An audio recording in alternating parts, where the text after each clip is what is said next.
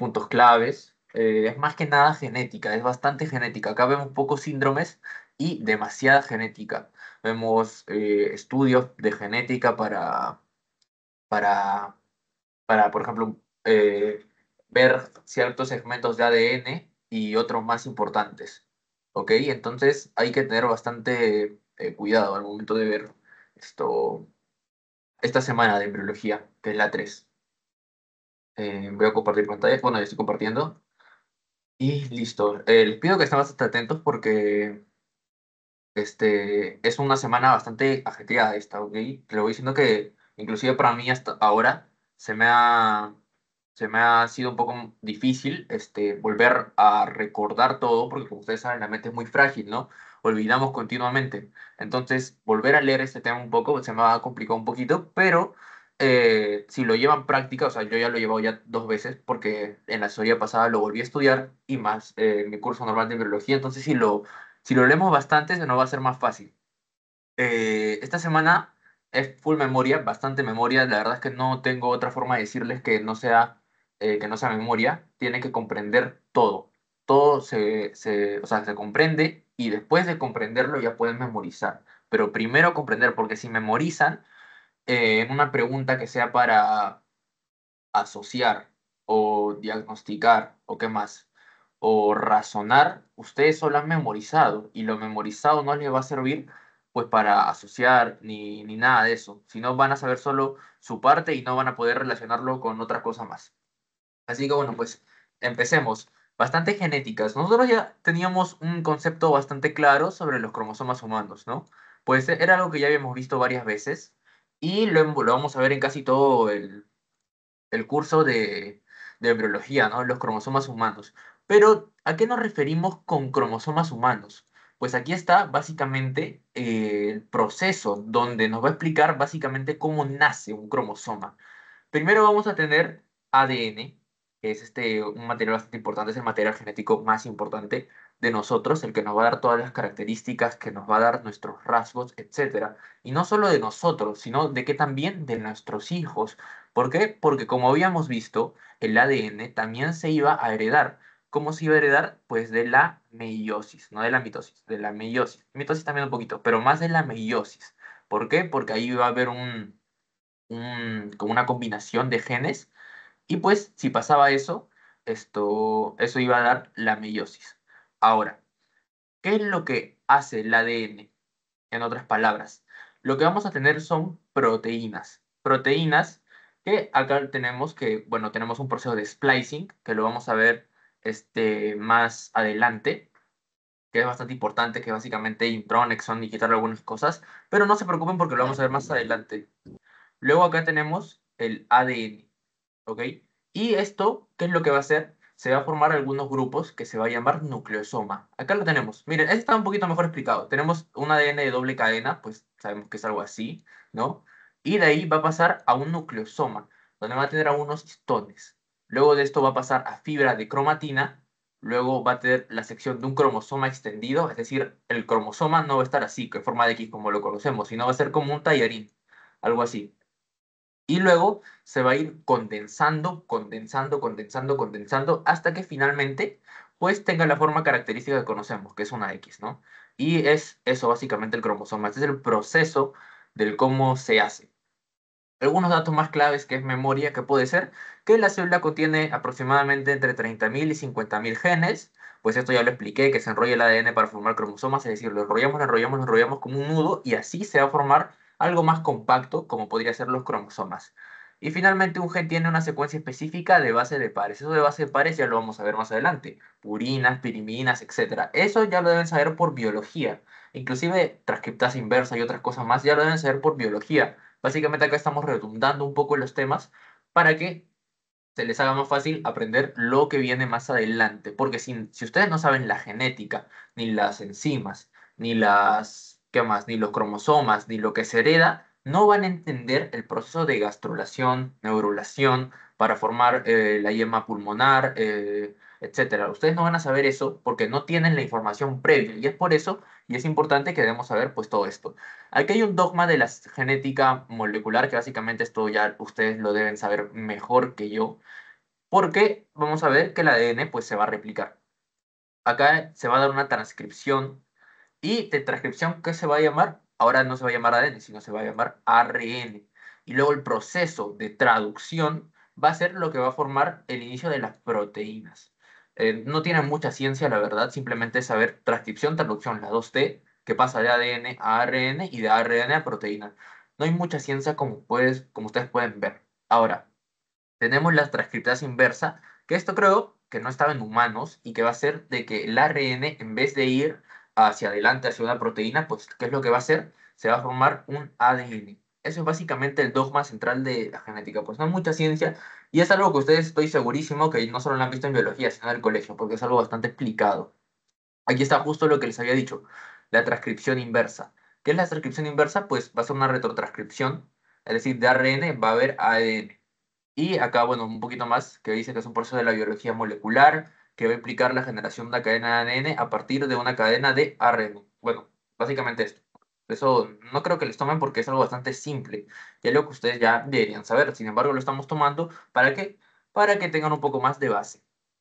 Ahora, hay dos personitas bastante importantes en esta clase del día de hoy, que van a ser Watson y Crick. Ellos tenían una teoría y descubrieron, pues, la forma del ADN. ¿Cómo nosotros sabemos que es el ADN? Pues, es como un 8, ¿no? Algo así, como una escalera en forma de caracol.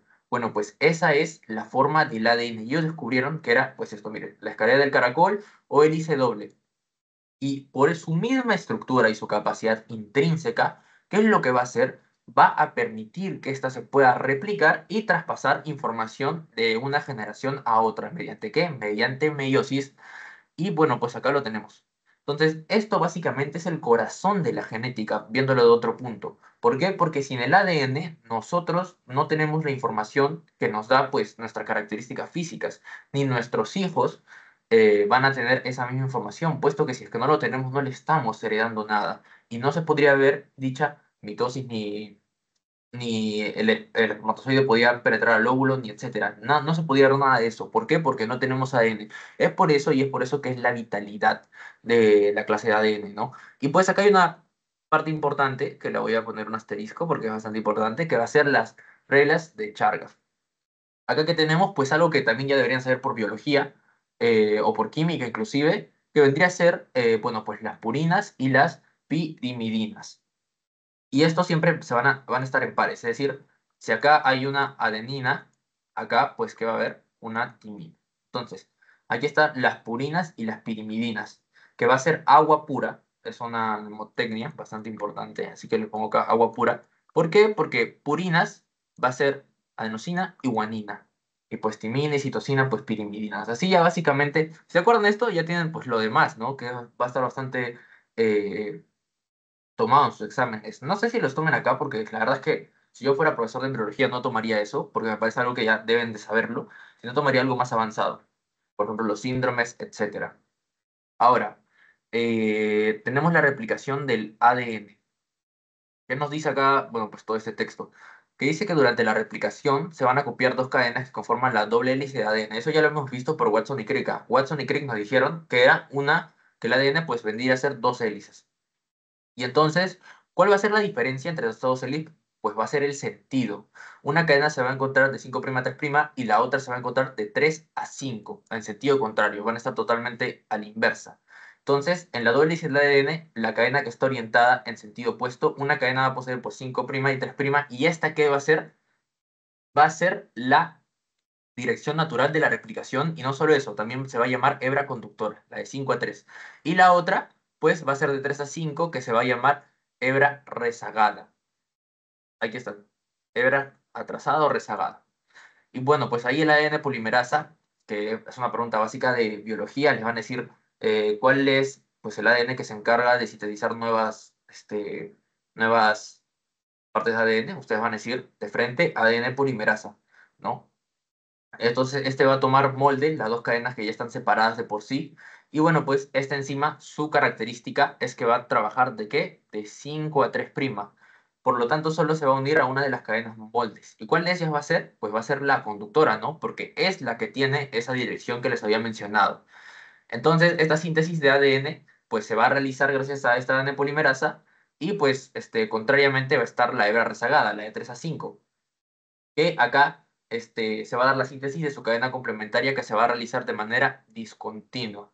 Y debido a la síntesis discontinua, que no se iba a realizar por la N-polimerasa que decía de 5 a 3, sino por la rezagada, que era la cadena rezagada, la que iba de 3 a 5, por eso se van a formar materiales cortos, segmentos cortos de material genético. ¿Y esto cómo se va a llamar? Fragmentos de Okazaki. Esto, la verdad es que esto a mí me lo enseñaron también, no solo acá, sino también me lo mostraron en este tema de ADN. Si se lo aprenden bien, les voy diciendo, les va a servir para bioquímica. ¿Por qué? Porque en bioquímica hay justo una semana, bueno, 2 semanas, que se llaman ácidos nucleicos. Y acá pues básicamente nos habla también del splicing, que vamos a ver más adelante, y también nos habla de esto, de fragmentos de Okazaki. Entonces, esto se lo aprenden bien, pues en bioquímica van a estar happy, ¿no? Porque ya pues lo van a saber. La imagen. Aquí está la hebra plantilla líder, que era de 3 a 5. Y de aquí, ¿qué es lo que hacía? Acá quien trabajaba, nuestro amigo, la ADN polimerasa. Entonces, esta ADN polimerasa se encargaba de qué? De sintetizar nuevas cadenas tomando como molde esta, la plantilla líder, que era de 3 a 5. Entonces, como está usando 3 a 5, tiene que ser todo lo contrario. Entonces, esta va a crear de 5 a 3, porque tiene que ser lo contrario, no puede ser igual. Entonces, ¿qué es lo que hace la ADN polimerasa en otras palabras? Toma como molde la hebra plantilla líder que es de 3 a 5, pero lo toma como molde, no lo va a crear, sino lo que va a crear va a ser una hebra que va a ser de 5 a 3. Entonces, pues hace esto y ya está. Y finalmente acá tenemos nuestros fragmentos de Okazaki, que era material genético más corto. Que aquí tenemos la otra hebra atrasada, la que la ARN polimerasa no iba a trabajar y que acá se iba crear fragmentos más cortos, que eso se va a llamar fragmentos de Okazaki. Esto que viene ARN primer cebador, no quiero explicarlo ahorita porque lo vamos a explicar más adelante por otro proceso bastante curioso, pero tomen ese nombre un poco en cuenta porque lo vamos a tocar más adelante. Y bueno, pues acá, esta sí es infaltable, de esta no se me olviden nunca, la helicasa, que es la que va a desarrollar, perdón, va a desarrollar la doble hélice, pues, ¿no? Para que trabaje la N-polimerasa. Y bueno, pues finalmente, acá, bueno, la primasa haciendo primers, eso no se preocupen que lo vamos a explicar más adelante. Si no, volvemos acá si es que no lo entienden en la siguiente. Ahora transcripción y traducción y síntesis de proteínas.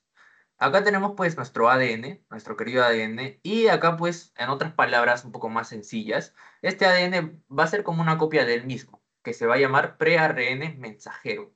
Este pre-ARN mensajero va a estar dentro del núcleo de la célula y antes de salir tiene que madurar en otras palabras y convertirse en un ARN mensajero para que se pueda dar este proceso de transcripción y de traducción. Ya madurado, este ARN va a ir hacia el ribosoma y con este en el ribosoma va a haber otro amigo que se va a llamar la RNT. ¿Qué es lo que nos va a hacer? Nos va a traer ciertos aminoácidos. Entonces, estos aminoácidos se van a unir pues con nuestro amigo el ARN mensajero y como pues básicamente lo estamos combinando a cada uno de ellos, pues esos aminoácidos se van a transformar en proteínas y eso es básicamente el proceso de traducción y transcripción. Como acá podemos ver, les había dicho ya timina, adenina, guanina, citosina, de frente es eso sí no, no lo tienen que olvidar nunca. Es memoria básico y es algo que siempre le van a tomar. No solo en medicina, me parece un concepto básico de la biología. Entonces, bueno, pues esto básicamente es lo que les he explicado aquí, que el ARN mensajero pues se va del ribosoma, se va al rimosoma, perdón, saliendo del núcleo, se va al rimosoma, y pues ahí está el ARNT que va a contener el anticodón, que básicamente son algunos aminoácidos, que mientras se van uniendo, van a formar un conjunto. Ese conjunto se sale y se va a transformar en proteínas. Eso es básicamente el proceso de traducción y síntesis de proteínas. Ahora, componente del ácido nucleico. Otro proceso básico de biología y que van a ver en bioquímica, así que presten atención. Pues, ¿cuál va a ser la composición química? Va a tener un ácido nucleico, como su mismo nombre lo dice, que estos van a ser polímeros que tienen un alto peso molecular que van a estar formados por ciertos nucleótidos, por la unión de nucleótidos. Y ahora es importante que un nucleótido va a estar formado por ¿qué? Esto memorícenselo. Ácido fosfórico va a ser un tipo de pentosa que ya sea ARN o ADN. Si es ADN, pues desoxirribosa, y si es ARN, ribosa. Eso básicamente. Y un tipo de base nitrogenada. Puede ser las púricas o las pirimidinas, que eso ya lo vimos adelante. Recuerden, agua pura, adenosina, adenina, guanina son púricas y pues pirimidinas lo que queda. Súper fácil. Y bueno, pues acá hay un poco más el nucleótido con su grupo fosfato, fácil, con su azúcar desoxirribosa y pues con su base nitrogenada. Eso es la composición del nucleótido. Va a tener un grupo fosfato, el azúcar, perdón, desoxirribosa y la base nitrogenada. Diferente ácido nucleico, no se confunda. Esto sí es diferente. Ahora, aquí quería llegar. Recuerden que habíamos visto a alguien. Ah, no, no, no, eso, acá todavía no, eso es splicing. Eso es splicing. Pensaba que era la del primer, perdón, esto es splicing. Bueno, pues primero acá, ¿qué es el splicing? Vamos a querer solo exones, en otras palabras, no intrones. Entonces, si solo queremos exones, acá vemos, miren, exon 1, intron 1. Voy a tachar lo que no queremos. No queremos esto, no queremos esto, ni esto, ni esto. Solo queremos exones. Entonces, el splicing, básicamente, en otras palabras, y para que se les haga mucho más fácil, es cortar intrones y se quedan con exones. Acá tenemos que, bueno, pues se ha quitado varios intrones y finalmente aquí está la región que es donde solo hay exones. Eso es lo que es splicing. Ahora, código genético. El código genético pues va a ser un conjunto de instrucciones presentes en los genes de los seres vivos. Van a determinar características y funciones de cada organismo y va a estar compuesto por nucleótidos, bueno, que básicamente es el ADN. Estos se van a traducir para formar proteínas esenciales. Ya lo hemos visto ahí que el ARN, pues el T va y trae algunos anticodones, se juntan aminoácidos y proteínas. Eso ya lo hemos visto. Entonces va a ser un sistema de letras que van a corresponder a combinaciones específicas de tres nucleótidos y cada codón va a indicar la incorporación de un aminoácido particular en la síntesis proteica. Básicamente es la explicación previamente a lo que hace pues en la transcripción y traducción, etcétera. Y bueno, va a ser fundamental, acá lo dice, para la herencia de características de la diversidad biológica. Esto básicamente es el código genético. De acá, este circulito no creo que se los pregunten, porque no es o sea, es bastante, ¿no? No, no creo que sea tan maleado. Pero lo que sí les pueden preguntar es básicamente lo que es, ¿no? Ustedes van a decir es un conjunto de instrucciones que van a ser presentes en los seres vivos. ¿Cuál es su importancia? Es fundamental para entender la herencia y sus características en la diversidad biológica. Eso quiero que se aprenda. Nada más. Ahora sí venimos a lo que les había dicho del promotor y el operador. Acá tenemos el modelo Operón. Acá van a ver, bueno, empezamos con el promotor para hacerlo un poquito más fácil. Este va a ser donde se va a unir la ARN polimerasa. Y bueno, pues en otras palabras, como su mismo nombre lo dice, promotor, va a ser el que pues va a dar el inicio, ¿no? Y acá lo tenemos. ¿Dónde está? Aquí está. El ARN polimerasa se une directamente a la parte del promotor. Les pueden preguntar, em, ¿dónde es, mm, ¿en cuál de los siguientes se va a unir el ARN polimerasa en el modelo Operón? Y les van a poner genes estructurales, gen regulador, operador, y ustedes tienen que marcar promotor, eso ya lo saben. Y luego el operador va a ser una zona reconocida por la proteína represora activa. Cuando la PR se une al O, va a bloquear el avance de la ARN polimerasa. En otras palabras, este se va a unir y justo ahí es donde se va a bloquear. Y acá tenemos los genes estructurales. Básicamente en esta vida todo funciona con enzimas. Se lo digo desde ya porque van a haber bastantes enzimas, no solo en bioquímica, sino en neuroanatomía, en fisiología, en fisiopatología. Entonces, todo va a funcionar con enzimas. Entonces, los genes estructurales son las que van a codificar las enzimas que van a ser necesarias para pues, los procesos básicos de la vida, ¿no? Vamos a ver más adelante. eh, no solo, bueno, en ese tema de genética no veremos tantas enzimas, veremos más en virología. Ahí sí hay bastantes enzimas.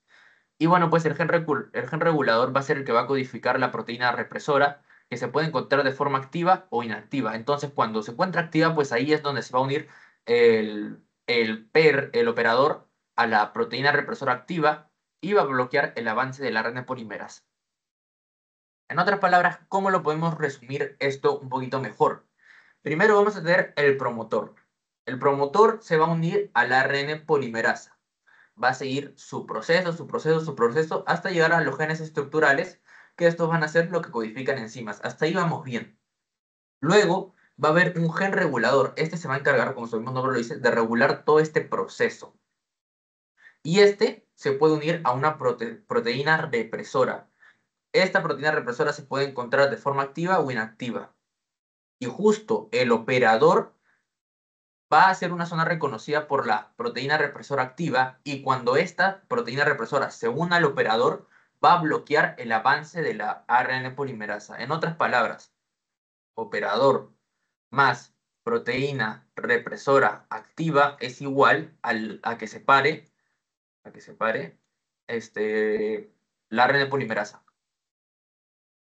Eso en otras palabras. Esto es fácil del modelo Perón. He tratado de explicarlo bastante sencillo.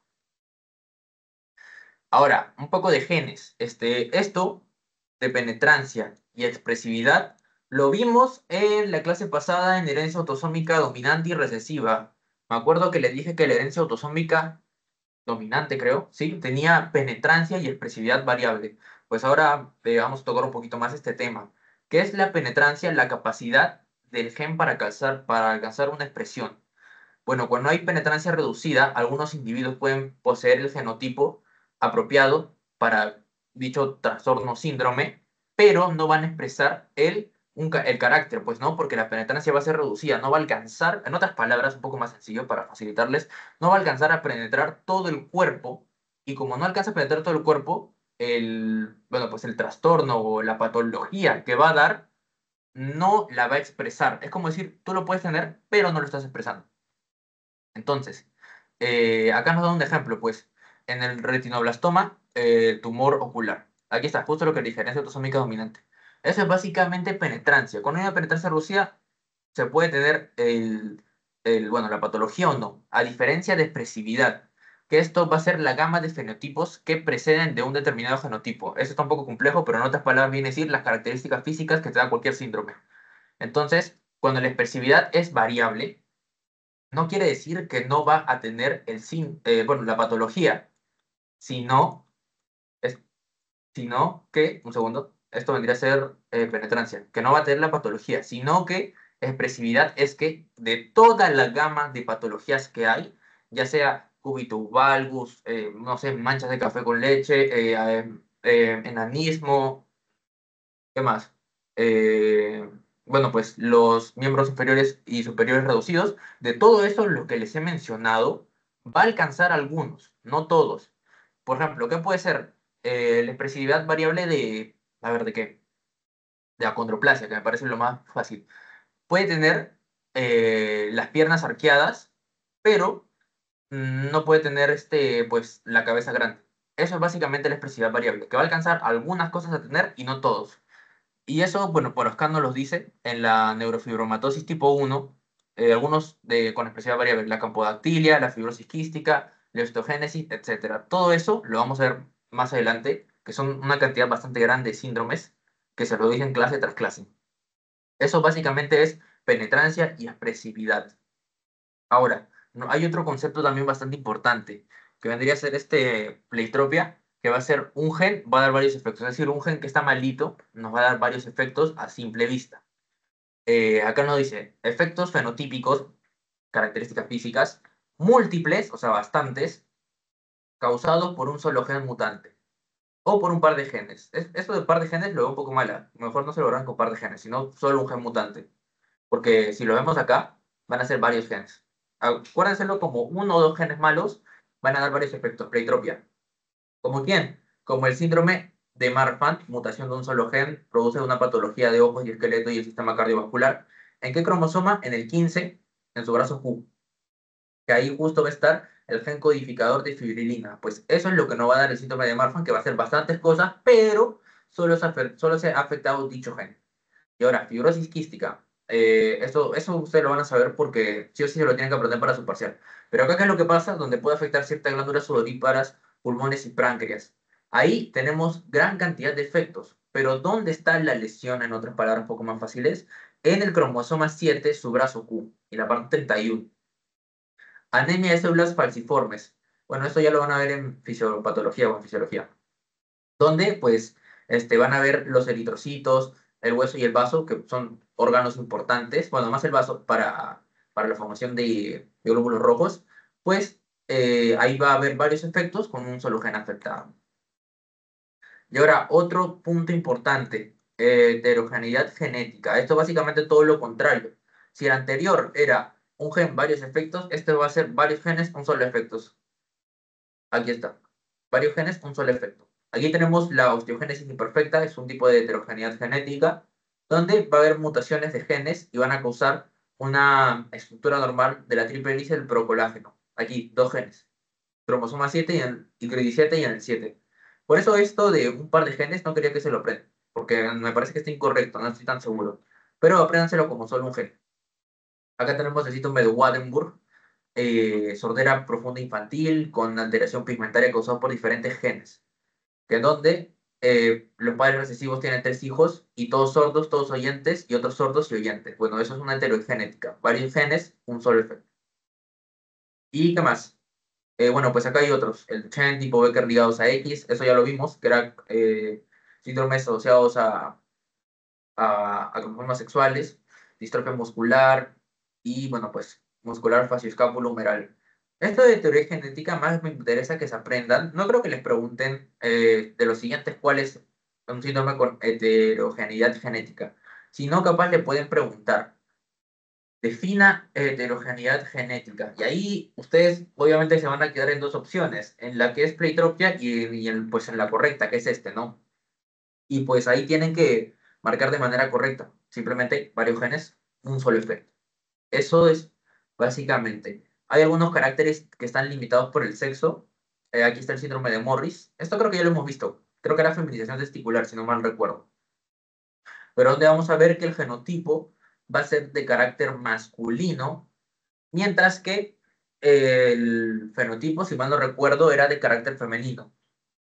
Entonces, ¿qué es lo que va a pasar acá? Pues se va a producir testosterona de una manera normal, como todos los hombres obviamente, y esta tiene un receptor. Para que el receptor esté, obviamente tiene que huir testosterona y tiene que unirse. Justo cuando se une, ahí recién se va a expresar pues la testosterona.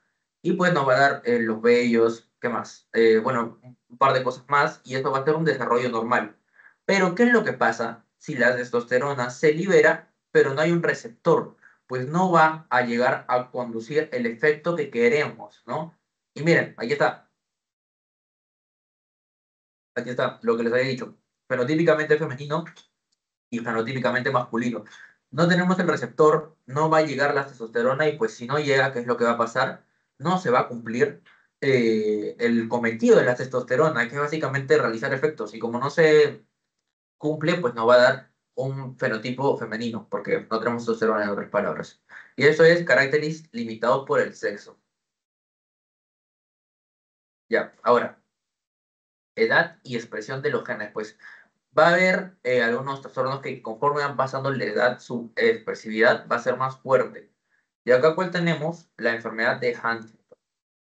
¿Qué esto qué va a hacer? Que las neuronas se desgasten rápido. Mira, acá tenemos una neurona sana, con sus somas, sus dendritas, su axón, todo perfectamente como tiene que ser. Y pues un cerebro normal, sustancia blanca, sustancia gris, la sinapsis está de manera correcta, los neurotransmisores, GABA, ¿qué más? Glutamato, sustancia P, etcétera, todo está de manera correcta. Es decir, estamos en correcta homeostasis. Pero, ¿qué es lo que pasa? Se ve una degeneración neuronal. Pues vemos cómo el cerebro está, pues, hay bastantes huecos y parece una atrofia, en otras palabras.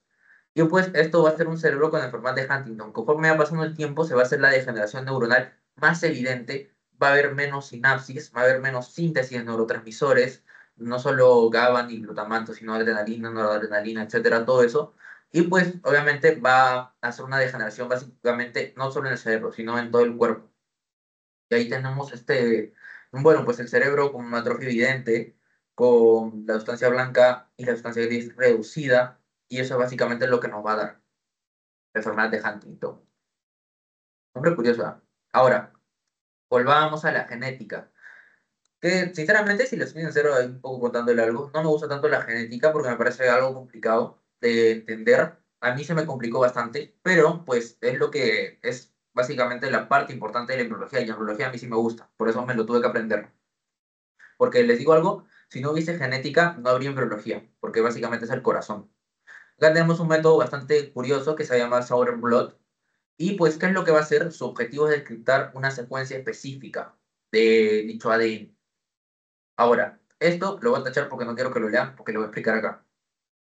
Tenemos un gel para electroforesis, donde ahí va a estar la secuencia del ADN, y un filtro de nitrocelulosa. Lo que vamos a hacer es que ese filtro de nitrocelulosa se pone en el gel de la secuencia, y básicamente va a ser como un, no sé, como un squeak o algo así. Y todo lo que había aquí en el gel de la electroforesis se va a pasar al filtro de la nitrocelulosa. Hasta ahí ya vamos bien, ya vamos en el paso 3. Este papel secante, con eso se hace como el mix para que se pase al filtro de la nitrocelulosa. Cuando ya tenemos el ADN en el filtro de la nitrocelulosa, pues esto se va a hacer una hibridación con un sonda de ácido nucleico. Por eso le dije que era importante que se aprendan ácido nucleico. Entonces, se hace la hibridación con una sonda de ácido nucleico en el filtro de la nitrocelulosa, y pues la zona se va, bueno, pues a pegar, en otras palabras, y ahí con las secuencias de ADN que ya teníamos aquí, y ahí este filtro que ya lo tenemos todo hibridado, en otras palabras, lo ponemos a rayos X. Y pues ahí se van a ejecutar ciertas partes, ciertas secuencias del ADN, el cual era nuestro objetivo. Y aquí mismo lo dice, detecta una secuencia específica, se usa enzima de restricción, fragmentos de ADN transferidos a gel, bueno, lo que les dije, y se usa sonda. Aquí está, la sonda te hibridiza, en la secuencia ADN pues se marca, acá vemos algunas marcas, y finalmente rayos X y autorradiograma. Algo que quiero recalcar no tanto de la embriología, cuando si en algún tiempo, en uno de los seminarios, no sé, el próximo ciclo, siguiente, les preguntan eh, riesgos físicos del cáncer, ustedes obviamente van a poner algunas cosas importantes como algunos factores ambientales, y uno de ellos puede ser rayos X. No se olviden esto nunca, que los rayos X dan cáncer. Es por eso que cuando te toman una radiografía, pues la mayoría de veces solo pasas tú, ¿no? Y el doctor que está haciendo, o el especialista que está haciendo, o el médico que está haciendo, se pone en un cuarto especial para que no le afecte los rayos X. Eso le quiero explicar porque es bastante importante que sepan. Seguro ya lo sabían, pero lo recalco otra vez, ¿no? Y ahora tenemos electroforesis. Este es otro tema embriológico que es básicamente genética. Entonces, ¿qué tenemos acá? Se va a preparar fragmento por número de pares de bases. Es decir, vamos a tener primero un ADN. El ADN se va a cortar con las enzimas de restricción. Que ya hemos visto aquí, no solo en electroforesis, sino en Sauerbrot, había enzimas de restricción. Acá también las hay. Es básicamente para cortar una parte y la otra parte y para que se quede dicho ADN. Entonces, esta pues muestra ADN se va a poner en ciertos pocillos y con un gel de agarosa. Entonces, cuando ya tenemos eso combinado, el ADN con el pocillo de gel de agarosa, pues esto se va a poner en un campo eléctrico. Este campo eléctrico va a hacer que el ADN, que es negativamente cargado, se va a mover hacia el polo positivo, y pues ahí vamos a ver que se van a separar un poquito. Ahí está justo, separación de fragmentos. Bueno, pues los fragmentos de ADN se van a separar según su tamaño, y los más pequeños se van a mover más rápido y más lejos a través del gel que los fragmentos grandes. Y finalmente, cuando ya tenemos todo eso, lo vamos a poner bajo luz ultravioleta. Y entonces esto acá, pues, acá tenemos los fragmentos de ADN separados, y pues con luz ultravioleta ahí se va a poder hacer la documentación y se va a poder analizar los resultados. Esto básicamente son como procesos para detectar secuencias de ADN. Asimismo, como si dan cuenta, es un poco similar a genética, no, a citogenética molecular, porque la convencional, digamos que era un bandeo, era con quinasa mostacrina, etcétera, etcétera, etcétera, era para detectar bandas. Esto se parece un poquito más, yo me di cuenta que se parece bastante a citogenética molecular. Así que si pueden asociarlo por ahí, porque es bastante similar, siempre se usa como que una sonda, como que un molde, y pues se pone mediante un proceso y finalmente nos da la parte que queríamos ver. ¿Qué más? Reacción en cadena polimerasa. Esto que básicamente es para amplificar segmentos de ADN. Ok, primero, ¿qué es lo que va a haber? Va a haber una desnaturalización del ADN, que básicamente es separarlo. En otras palabras, acá lo tenemos. Uno, desnaturalización 95 a 96 grados Celsius. Eso es como un dato adicional, así se lo digo. Pues se separa. Luego, cuando ya lo tenemos separados, pues vamos a hacer el alineamiento, donde los cebadores primer se van a unir a las secuencias específicas del ADN. Aquí está nuestro cebador, nuestro primer, en ambos. Y pues van a unirse a las secuencias específicas que se desea amplificar, ¿no? Y finalmente la elongación, que básicamente es un alargamiento, donde del primer se va a ir hacia el otro lado, ¿no? Ahí va a entrar la ADN polimerasa, donde va a extender los cebadores y va a sintetizar nuevas cadenas de ADN. Esto es bastante similar a lo que vimos al principio, básicamente lo mismo, pero un proceso más, como que más concentrado en el núcleo de esta reacción en cadena. Y pues ahora el ADN mitocondrial. A ver, aquí está. El ADN mitocondrial pues va a ser una doble hélice pequeña. Estos numeritos, que básicamente pares de bases, apréndanselo como un dato adicional. Me parece bastante memoria, pero igual se los digo. O sea, igual lo recalco por si les toman. 16.169 pares de bases. Va a ser de una forma circular. Va a tener 37 genes para 22 RNT. Sus codones de terminación no van a estar codificados por el propio ADN mitocondrial y parece que solo algunas proteínas mitocondriales. O sea que sus condones, o sea, sus partes finales, no van a estar codificados por este ADN mitocondrial. Solo va a estar, y va a decir que este ADN mitocondrial, como no codifica sus propios codones, pues parece que solo va a codificar algunas proteínas mitocondriales, no todas. Y por esa misma razón, pues no termina así. Bueno, pues las enzimas implicadas en su replicación, transcripción y traducción, eso es lo que ya vimos, algunas enzimas, van a estar codificadas por genes nucleares, parte importante. Va a tener una distribución asimétrica de guanina y citosina, y por su misma razón de que es asimétrica, va a generar una cadena pesada que va a ser rica en guanina y otra cadena ligera que va a ser rica en citosina. Eso es básicamente el objetivo de esa parte que decía asimétrica. Ahora tenemos el ADN recombinante. Aquí tenemos, si se dan cuenta, siempre se usa una enzima de restricción. En todo lo que hemos visto, siempre se usaba una enzima de restricción que era, bueno, en este caso sacada de bacterias.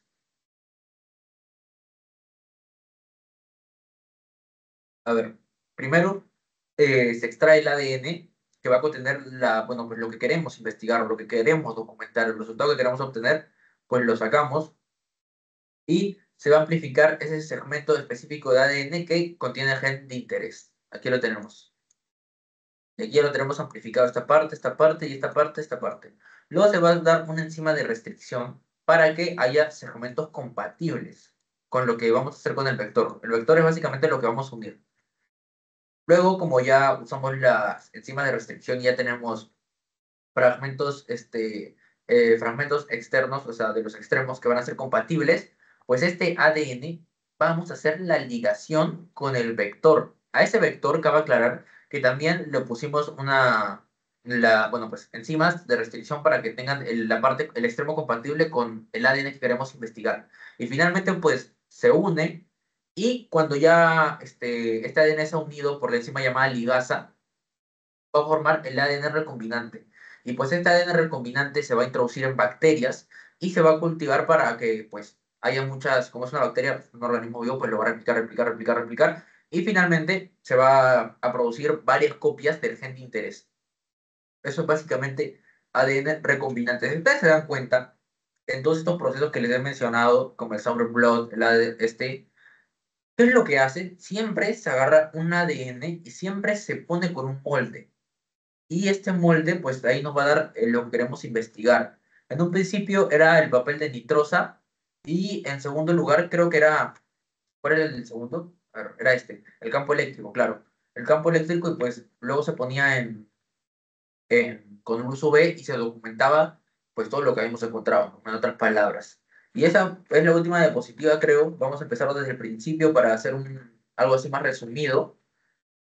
Aunque lo resumí bastante, creo, pero igual vamos a hacerlo muchísimo más resumido de lo que ya está. Esto normalmente lo hago para que ustedes, o sea, al principio ustedes aprenden. Y cuando ya lo tienen aprendido, pues acá ustedes ya lo pueden como que memorizar un poco más las cosas más importantes. En el cromosoma humano, pues esto ya les había mencionado, que, a ver un segundo porque no puedo, ahí está, que todo esto era memoria. Pero básicamente, ¿qué es el proceso de ser un cromosoma? Es básicamente enrollar todo el ADN, se va a formar un nucleosoma y finalmente se va a convertir en cromosoma. Es decir, en otras palabras, el cromosoma es un ADN enrollado. No son tantas bolas, es básicamente eso. Bueno, pues esto que sí o sí ya deben saber, esto de por sí es básico, así que no se los perdono que no lo sepan, que básicamente que es el proceso en el cómo se forman las proteínas, transcripción, traducción y proteína. Eso, por favor, apréndenselo, no me decepcionen porque eso sí lo deben de saber. La transcripción inversa, que es básicamente un fenómeno, ustedes investiganlo, pero creo que no había en humanos. Y es básicamente que el ARN pase a ADN. Bueno, pues sí, levantaste la mano. O sea, sí existe, pero cuando una persona está alterada con el síndrome de la inmunodeficiencia humana, que es el VIH, el SIDA, o Ah, sea, ok. básicamente es el VIH Ok. tiene una retrotranscriptasa, principalmente por eso. Sí, sí. Entonces, bueno, pues en humanos no se debería dar, pero sí se puede dar por algunas patologías. Algo así también lo tenía entendido yo. Gracias por la aclaración. Así que eso no es algo que les puedan tomar, pero bueno, pues algo que todos debemos saber, ¿no? Algunas patologías, tanto VIH, ¿qué más puede ser? Miastenia gravis, y bueno, y muchas más. Donde, si se dan cuenta, en todas las patologías, bueno, en todas no, pero en la mayoría de patologías, siempre van a haber algunos factores que no solo van a ser de la fisiología, que mayormente es donde se afecta algo, sino también pueden ser de la genética o también puede ser de la bioquímica en algunas enzimas o también puede ser algo de microbiológico de de un virus o de alguna bacteria que haya infectado al humano o de algún parásito que haya tenido una implicancia pues, en la parte que está afectada, ¿no? Es por eso que les voy diciendo que todos los cursos que ustedes hacen tienen una importancia, siempre va a tener una importancia, porque si ustedes no saben, por ejemplo, la bioquímica de la insulina, de la glucosa, de la fructosa, pues no van a poder hacer la fisiopatología de, no sé, de una hiperlipidemia, de un síndrome metabólico, y no solo de eso, sino también de otras enfermedades que su factor de riesgo principal es la resistencia a la insulina. Es por eso que les recomiendo que siempre hagan un estudio activo.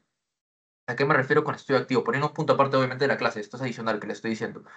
Un estudio activo es que ustedes de vez en cuando lean las clases pasadas. Por ejemplo, lean ahorita algo de, bueno, cuando tengan tiempo, obviamente, lean algo de química, que fue su primer ciclo, lean algo de biología, que fue el segundo ciclo, creo, si mal no recuerdo. Entonces, eso va a ser un estudio activo y no se van a olvidar de las cosas.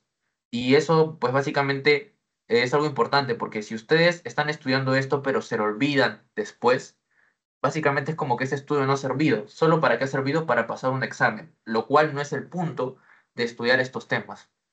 Es por eso que les recomiendo que estudien bastante y si pueden, sean asesores. ¿Por qué? Porque si son asesores, van a acordarse de temas pasados. Por ejemplo, les pongo un ejemplo bastante claro. Justo la semana pasada tuve una clase yo de patología y y justo el doctor preguntó un tema bastante importante de la embriología, que era la mitosis, que justo se lo expliqué la clase pasada. Y entonces yo lo puedo responder de manera correcta. ¿Por qué? Porque lo había estudiado y lo había leído. Es por eso que les recomiendo que lean bastante y activamente. Porque si un largo tiempo, por ejemplo, 3 meses dejan de leer esa parte, por ejemplo, en las vacaciones, se lo van a olvidar. Excepto que tengan una mente privilegiada. Pero bueno, continuemos. Esto pues, la teoría de Watson y Crick, donde les había dicho que descubrieron la forma de que el ADN tenía una forma de caracol y de que era doble hélice. Y pues acá la mnemotecnia que les mencioné, agua pura. Adenina, guanina, que era purina. Y bueno, pues las pirimidinas que eran timina y citosina. Eso no es de Watson y Crick, sino esas son las reglas de Chargaff. Watson y Crick fueron la forma. La replicación del ADN, pues la hebra plantilla y la hebra líder, pues la ARN polimerasa va a trabajar de 5 a 3, pero teniendo como molde 3 a 5. Y así va a ser pues la parte principal. Luego la helicasa desenrolla y pues los fragmentos de Okazaki se va a dar por la replicación del ADN que era el rezagado y va a ser pequeños fragmentos. Importante para bioquímica, se lo voy diciendo desde ya. Luego, pues la traducción y transcripción de síntesis, esto les había mencionado que teníamos el anticodón. Primero de todo, teníamos el ADN que daba un hermanito, que era el pre-RNM. Luego este RNM maduraba y se volvía RM. RNM salía del núcleo de la célula, se iba al ribosoma. Y en el ribosoma, pues era un codón que se iba a juntar con el anticodón, que era el RNT, que este iba a dar aminoácidos y esos dichos aminoácidos se juntaban, se juntaban, se juntaban, se juntaban y formaban proteínas. Eso es básicamente todo esto. Bueno, los componentes del ácido nucleico, esto sí apréndanselo, que es el ácido fosfórico, la pentosa, que puede ser tanto ribosa, si es ARN, y desoxirribosa, si es ADN, y el tipo de base nitrogenada, púricas o pirimidinas. Acá dice pirimidínicas, no lo había, creo que no lo he escuchado así nunca. Bueno, pues luego tenemos el nucleótido, que es diferente al ácido nucleico, que aquí está su composición, un grupo fosfato, el azúcar desoxirribosa y la base nitrogenada. Esto es básicamente el splicing, que le va a venir en bioquímica, les voy diciendo, así que apréndanselo bien, que básicamente, ¿qué cosa es? Cortar intrones y quedarse exones. Aquí está. Cortamos intrón, intrón, intrón, intrón y quedamos con exones. Y eso es splicing. El código genético, les había mencionado que no le iban a preguntar este circulito, sino que le iban a preguntar que, para qué sirve y, bueno, pues lo que es básicamente, ¿no? Eso es lo importante.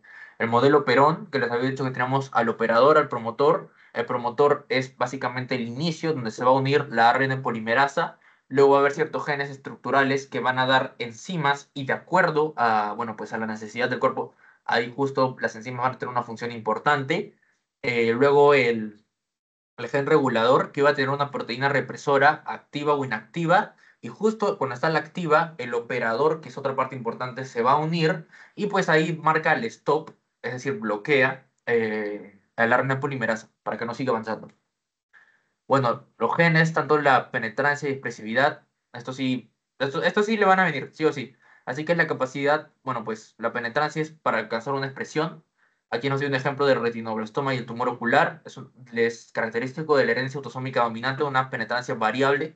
Y la expresividad es la gama de fenotipos que preceden determinado genotipo. Les había dado el ejemplo de acondroplasia, así que ahí básicamente ya lo tienen todo. Luego, pues, pleitropia, un gen, varios efectos. Esto lo voy a recalcar otra vez porque esto sí es lo que más le pueden venir. Y luego, heterogeneidad genética, que son varios genes, un solo efecto. Básicamente todo lo opuesto, son antónimos, en otras palabras.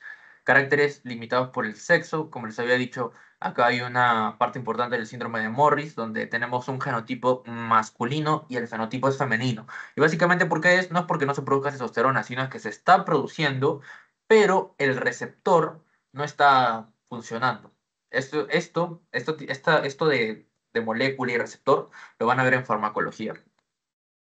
¿Qué más? Bueno, pues la edad y expresión de los genes. Va a haber ciertos genes que conforme pasando la edad se van a expresar de manera más agresiva, en otras palabras, como la enfermedad de Huntington, donde va a hacer que las neuronas se vayan desgastando, desgastando, desgastando, hasta que tenemos una sustancia blanca pobre, una sustancia gris pobre, menos sinapsis, menos síntesis de neurotransmisores, etcétera. ¿Por qué? Porque la neurona ha tenido un decrecimiento, ha perdido dendritas, soma, axón. Eso básicamente. El Sour Blood, que básicamente es todo este proceso, les había mencionado, teníamos el gel con todo lo de ADN, se pegaba al filtro, del filtro se hibridaba y finalmente se ponía en rayos X y ahí podíamos reportar los resultados, que básicamente para una secuencia específica de ADN. Electroforesis. Bueno, pues es básicamente lo mismo, ¿no? Les había dicho que era lo mismo. Bueno, similar, no era lo mismo, pero el proceso era bastante curioso y similar. Donde primero se corta el ADN, se pone en un pocillo de gel de agarosa. Aquí está el gel de agarosa. Bueno, ahí vamos a ver que los fragmentos se van a mover, se van a separar según el tamaño. los pequeños se van a ver más rápidos y más lejos a través del gel que los grandes. Y pues finalmente la visualización a base de qué se va a dar, a base de radiación, iba a decir, de luz ultravioleta.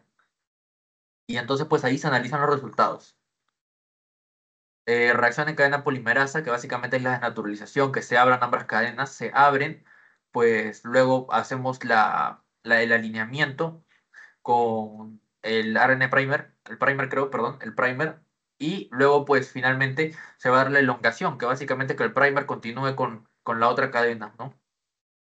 El ADN mitocondrial, es memoria, 16.500 pares de bases, forma circular de 37 genes, que parecía que solo codificaba algunas de sus proteínas, no todas, y pues la distribución asimétrica de tanto las cadenas de guanina y citosina. La pesada va a ser de guanina y la ligera va a ser rica en citosina.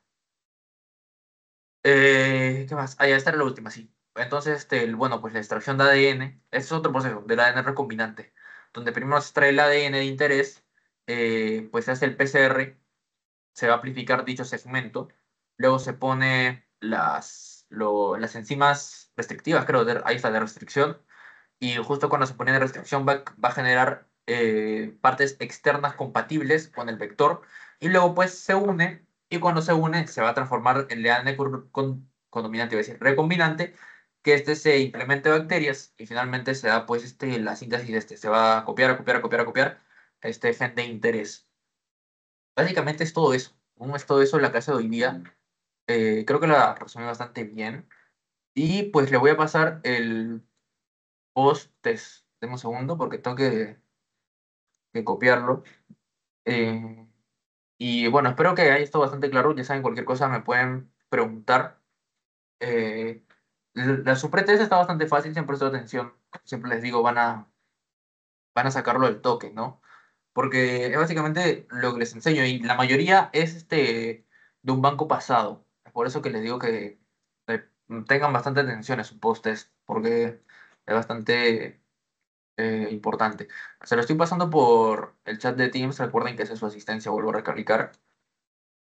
Ahí está. Y ya se los pasé por el chat. Creo que sí lo logran ver.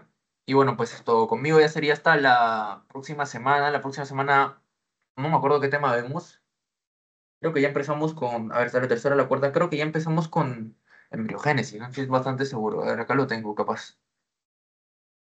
Creo que en una de estas clases vamos a tener que hacer 2 semanas. Le voy avisando porque como el programa de asesorías se dio un poco tarde porque hubo algunos problemas de coordinación, pues entonces vamos a tener que, creo que hacer 2 semanas.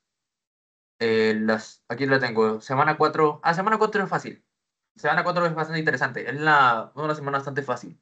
Así que seguro la próxima semana les voy avisando que hacemos semana 4 y semana 5. Semana 5 también es bastante fácil. Son las 2 semanas más sencillas, en otras palabras. Entonces, les voy avisando y me olvidé de parar la grabación, creo. Ya está.